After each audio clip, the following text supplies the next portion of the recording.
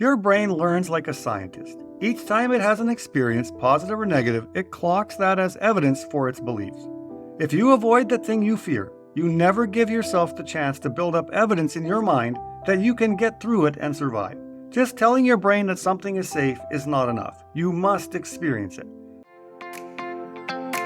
Welcome to Philosopher Insights, the podcast that delivers wisdom in minutes a day that you can put into practice daily and strive to master over a lifetime. The podcast committed to sharing ideas that encourage you to bridge the gap between who you are today and the person you aspire to be in the future.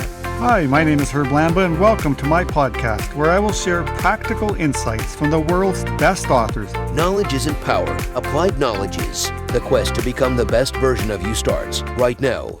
Hi, and welcome to Philosopher Insights. My name is Herb Lamba. Today, we're taking a look at why has nobody told me this before?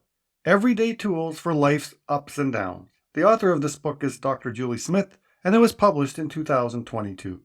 I wanted to share a number of my favorite insights, starting with emotional reasoning, the basics, this is who I am, self-soothing kit, bring me confidence, bounce back from failure, stop making anxiety worse, calm anxiety now, goals and stress, and then finish it off with you are deserving. So let's begin with the introduction. Quote, I started campaigning into my poor husband's ear about how things should be different. Okay, go for it, he said. Put some videos on YouTube or something. So we did. Together we started making videos talking about mental health. As it turned out, I was not the only one who wanted to talk about this stuff. Before I knew it, I was making almost daily videos for millions of followers across social media. But the platforms where I could reach the most people seemed to be those with short-form videos. This means I have a large collection of videos with no longer than 60 seconds to get my point across. While I've been able to catch people's attention, share some insights, and get them talking about mental health, I still want to go one step further. When you make a 60-second video, there is so much that you have to leave out, so much detail that gets missed. So here it is, the detail. The tools in this book are mostly taught in therapy, but they are not therapy skills. They are life skills, tools that can help every single one of us to navigate through difficult times and to flourish. In this book, I'll break down the things I have learned as a psychologist and gather together all the most valuable knowledge, wisdom, and practical techniques I have come across that have changed my life and those of the people I have worked with. The things included in this book have a research evidence base. But I do not rest on that alone. I also know that they can help because I have seen them help time and time again for real people." End quote. I captured this from the introduction of Why Has Nobody Told Me This Before by Dr. Julie Smith. What I admired most about this book is that it not only delves into the concepts behind some of the most complex mental health challenges, but it also provides numerous practical, evidence-based exercises that you can immediately begin incorporating into your life. As we continue exploring the topic of mental health, I saw this book as the perfect choice to follow up on my previous episode, Move Your Body, Heal Your Mind. I am confident that those who read this book will discover increased inner strength and a greater ability to steer their own lives, provided they implement the invaluable advice shared by Dr. Julie Smith. I am delighted to present a handful of my favorite insights, so let's get started. Insight number 1, emotional reasoning. Quote, just as thoughts are not facts, feelings are not facts either. Emotions are information, but when that information is powerful, intense, and loud, as emotions can be, then we are more vulnerable to believing in them as a true reflection of what is going on. I feel it, therefore it must be a fact. Emotional reasoning is a thought bias that leads us to use what we feel as evidence for something to be true, even when there might be plenty of evidence to suggest otherwise. End quote. Emotional reasoning is one of the mood pitfalls outlined in the book.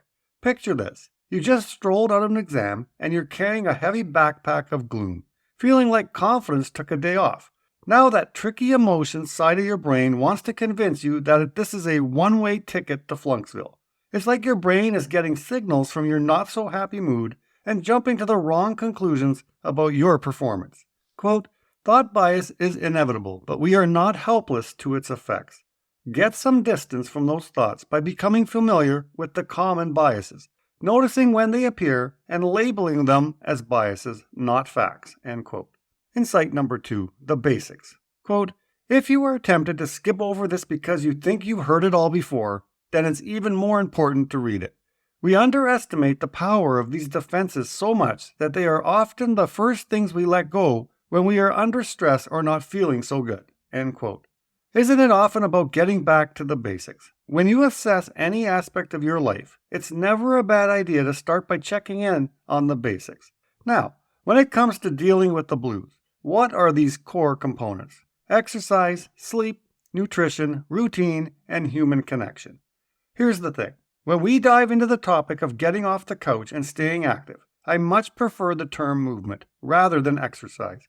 Exercise sometimes has this aura of hard work and intimidation, and that's not what the author is suggesting here. In a nutshell, it's as simple as moving a bit more today than you did yesterday. It's like leveling up in a video game, but instead of gaining experience points, you're gaining a healthier, happier you. When it comes to getting a good night's sleep, the author says this, quote, "Take anyone on this earth and start depriving them of sleep, and that person will become vulnerable to both physical and mental illness. When you haven't had enough sleep, everything feels 10 times harder." End quote. As for human connection, the author goes on to say, quote, "When you're feeling low, the thought of facing anyone can be exhausting and overwhelming. This is the trap of depression. It tells us to withdraw, hide away, don't see anyone until we feel better. But in doing so, we hold ourselves back. Being with others, even when we don't feel like it, to observe them, interact with them, and build connections with them can help to lift our mood and pull us out of our own head and back into the real world." End quote. Here's the bottom line. You can't afford to overlook the fundamentals. Refer back to episode 2 of this podcast to hear Alan Stein Jr. spill the beans on how the legendary Kobe Bryant tackled the basics in basketball like a champ. Insight number 3. This is who I am. Quote, "As motivation rises and falls along the journey of change, returning to your sense of self and the identity you want to create can help you to persist when motivation has disappeared. If you see yourself as someone who looks after their dental hygiene, you pick up the toothbrush every day, whether you feel like it or not, because it is just what you do. Our sense of identity does not have to be entirely fixed by what is laid out for us early in life. We continue to create and build on that identity throughout life with everything that we do. When our goals are underlined by our intention to become the person we want to be, or even better, when we have decided that this is who we are now, then we act in line with that even on the days when motivation is low." End quote. Now I know I've shared this before, but it's of utmost importance and worth repeating. Most people let their feelings dictate how they act, which in turn shapes who they are. To be blunt, that is backwards. Instead of feelings, behavior, identity, where feelings are the star of the show, it's time to flip the script to identity, behavior, feelings. In other words, we need to know exactly who we want to be. That's our identity. And that identity should be the boss, calling the shots, not our feelings. Insight number 4, self-soothing kit. Quote, "Self-soothing is any set of behaviors that helps you to feel safe and soothed as you experience a painful emotion. When your threat response is triggered, the message being received by your brain is, 'We're not safe. All is not okay. Do something about this now.' If we want this distressing emotion to stop escalating and start its process of coming back down to baseline, we need to feed our body and brain new information that we are safe." End quote. All right, let's dive into this cool thing the author calls the self-soothing box. It's like your secret stash for when things get tough. It's something you prepare in advance for those times when you really need to calm down. Here's the best part. All you need is an old shoebox, and you fill it with things that make you feel safe and relaxed. Now what goes in there? Well, anything that screams comfort and safety to you. Maybe some uplifting journal entries, a hint of calming lavender oil, or a soothing scented candle. Basically, whatever you know will help ease your emotions. It's like your personal emotional rescue kit. Insight number 5, bring me confidence. Quote, "Confidence is like a home that you build for yourself. When you go somewhere new, you must build a new one. But when we do, we're not starting from scratch. Every time we step into the unknown and try something new, experience that vulnerability, make mistakes, get through them and build some confidence, we move on to the next chapter with evidence that we can get through tough challenges. Confidence is not the same as comfortable. One of the biggest misconceptions about becoming self-confident is that it means living fearlessly. The key to building confidence is quite the opposite. It means we are willing to let the fear be present, as we do the things that really matter to us. But the only way confidence can grow is when we are willing to be without it, when we can step into fear and sit with the unknown. It is the courage of doing that builds confidence from the ground up. Courage comes first. Confidence comes second." End quote. Now that we've established that courage takes the lead, let's explore the world beyond our comfort zone and venture into what we'll call the stretch zone. This is where we invite challenges into our lives, ones that require a little bit of bravery.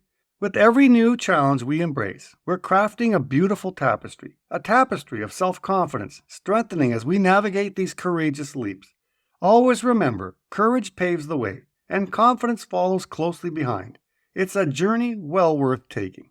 Insight number 6, bounce back from failure. Quote, "If we believe that mistakes and shortcomings should be met with humiliation and shame, no matter what the intention, how do we ever begin to be okay with taking risks and making mistakes ourselves? Accepting failure is hard in environments where people attack each other for mistakes. No matter how hostile we are towards failure collectively, changing our relationship with failure must begin with us. Failure hurts every time, whether the environment is safe or not. Therefore, we avoid it at all costs. We quit when things get hard. We switch to an easier, safer option, or we refuse to begin at all." End quote. Now let's tackle the most important question. How can someone grappling with mental health challenges embrace setbacks as a vital component of life's growth and development? Well, Dr. Smith says it all begins with the recognition that recovering from a failure cannot depend on external factors. You see, we cannot always rely on others to provide support. And truth be told, there will always be people waiting to criticize from the sidelines.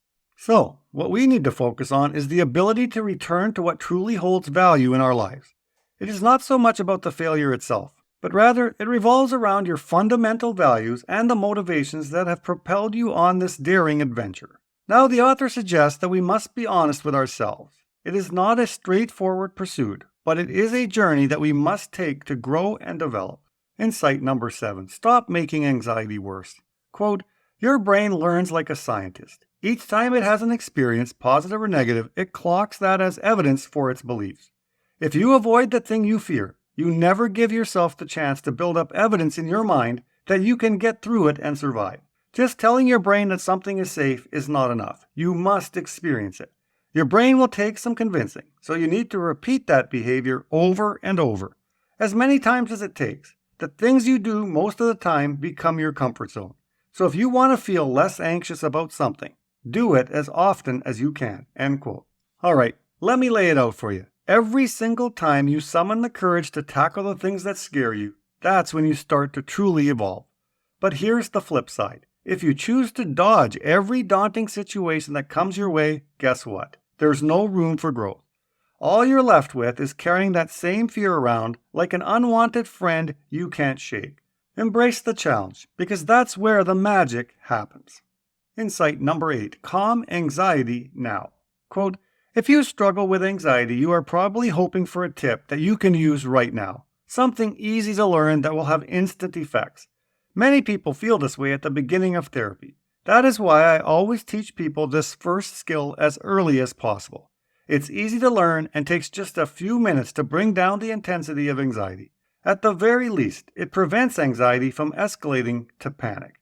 When anxiety is triggered, you start breathing more quickly. This is your body's way of getting extra oxygen to fuel the survival response. You feel as though you cannot catch your breath, so you breathe faster with rapid, shallow breaths. Then you have excess oxygen in your system. If you slow your breathing down, you can calm the body and in turn slow your breathing. Not only this, but if you can extend the out-breath so that it is longer or more vigorous than the in-breath, this helps to slow your heart rate down as well. When the pounding heart comes down, so does the anxiety response." End quote. You may be wondering why I'm sharing such a basic technique for alleviating anxiety. Allow me to spill the beans. It's because most people are searching for these incredibly sophisticated, scientifically supported approaches to manage their anxiety.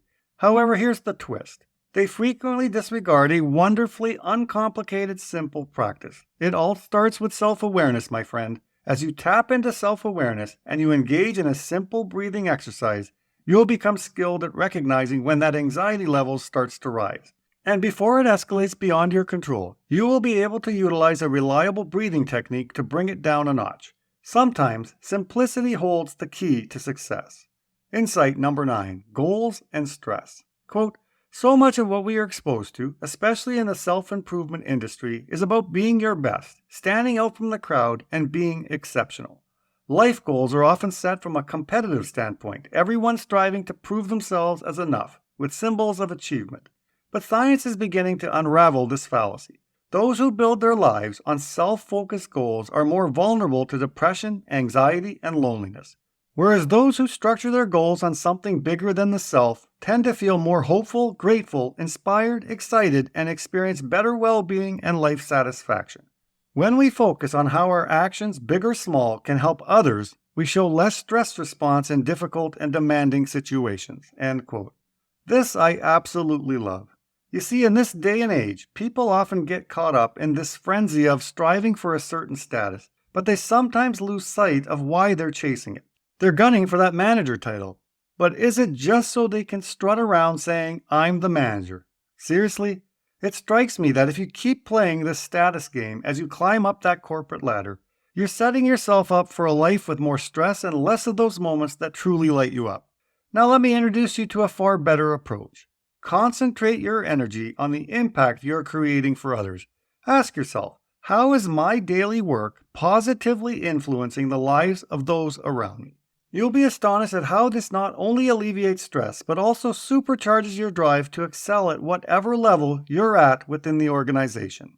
Final insight, you are deserving. Quote, something that I often hear from individuals when they come along to talk about the idea of therapy is that they don't feel they deserve it.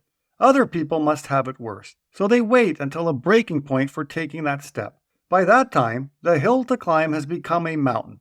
Waiting until you are on a deathbed before seeking help is never a good strategy for maintaining your health, both physically and mentally. The message is starting to be heard that our mental health is not entirely out of our hands. We are not at the mercy of emotional states that strike us down. There are things we can learn, changes we can make to take responsibility for our health. That involves learning all that you can from whatever is available to you, and working hard to try things out, make mistakes, try again, learn a bit more, and keep going. End quote. That is straight from the last chapter of the book, and it's all about why we should seek help. Now the author gets it. Not everyone has easy access to mental health services. So, her advice? Lean on the power of human connections and do a bit of self-education to keep our mental health in good shape. It's like having your own toolkit for a healthier, happier you. And there you have it, my friends. Those are the key takeaways I wanted to share from Why Has Nobody Told Me This Before by Dr. Julie Smith. But trust me, I have only managed to skim the surface in terms of the wisdom that lies within these pages. So, if you're wrestling with mental health challenges, or you know someone who is, I can't stress this enough. Dive into this book. Get your hands on it, and don't just read it, absorb it. Until next time, stay curious and keep embracing the wonders of knowledge. Talk to you soon. You've been listening to Philosopher Insights with your host, Herb Lambert. If you enjoyed this episode and you'd like to support the podcast, please share it with others, post about it on social media, or leave a rating and review. Thanks again, and I'll see you next time.